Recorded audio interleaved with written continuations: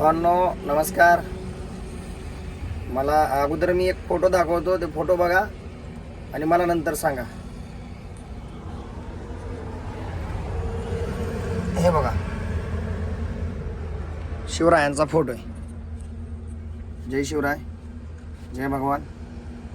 आणि मी वंजारी समाजाचा संतोष शिरसट.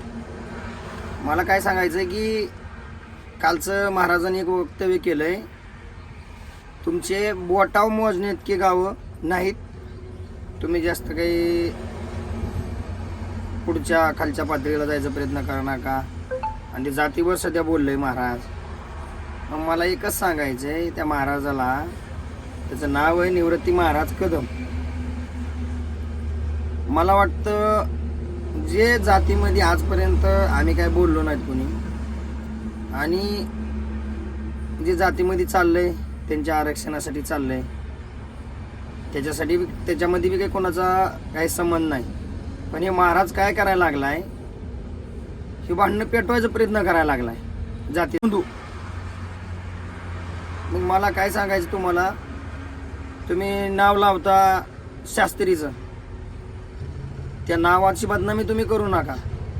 तुम्ही जे असं जातीवर जे बोलताय, आणि तुमच्या वाडी आहेत, गाव आहेत, गाव व्हायला लय लागतंय, कुठं तरी एक गाव आहे, नाही तर गावाच्या खालच्या वाडी आहेत.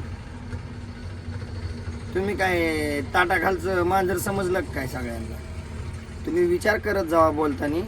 तुम्ही महाराज इथं स्वतःला महाराज म्हणून घेताय, हे बरोबर नाही तुमचं. कसं आहे, तो ज्याची त्याला लायकी, जिथे तिथं जागा 100% भेटतीयच. पण तुम्ही जे आहेत का निव्वळ खालच्या पातळीची महाराज, म्हणजे तुमच्यासारखी, तुम्ही काय करायला लागलात, लावाला करायला लागलात इकडं. हे आसन त्यांना व्हिडिओ पाठवा, तिथं 4 माणसं असतातच, असं नाही की नसतात म्हणून. पण तुम्ही हे असं करू नाही का की जे शांत झालेलं वातावरण आहे त्याच्यामध्ये तुम्ही असा जाळ लावायला लागलात. मग ते जाळ लावून तुम्हाला काही मिळणार नाही. तुम्ही एका कोपऱ्यात जाऊन बसता कुठं तरी, आणि मी जे फोटो दाखवला शिवरायांचा, मला जर त्या शिवरायांचा आदर नसता तर माझ्या गाडीवर फोटो नसता. पण मला आदर आहे. मी जवळजवळ 6 वर्षापासून गाडी धंद्यात आहे, आणि त्याच्या अगोदर माझ्या घरात बघा, माझ्या दुकानात बघा, माझ्या गाडीवर बघा, शिवरायांचा फोटो आहे. आम्हाला शिवरायांचा आदर आहे. पण तुम्ही काय करा, तुम्ही असा टिंबा टाकायचा प्रयत्न करू नका. आणि तुम्हाला जर लईच हे वाटत असेल की महाराज की तुम्ही सोडून द्या, पण तुम्ही ते शास्त्रीचं नाव काही लावू नका. शास्त्रीचं नाव लावायच्या लायकीचे नाहीत तुम्ही वाड्या खालच्या पातळीचे असं समजत आहे का नाही?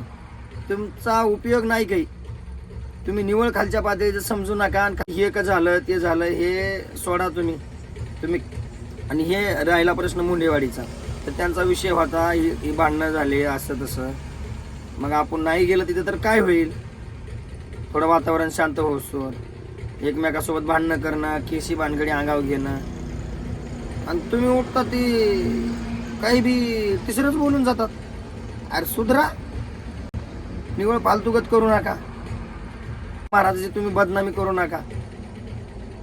मला एवढंच सांगायचंय, समाज सगळा शांत आहे, एकत्र आहे.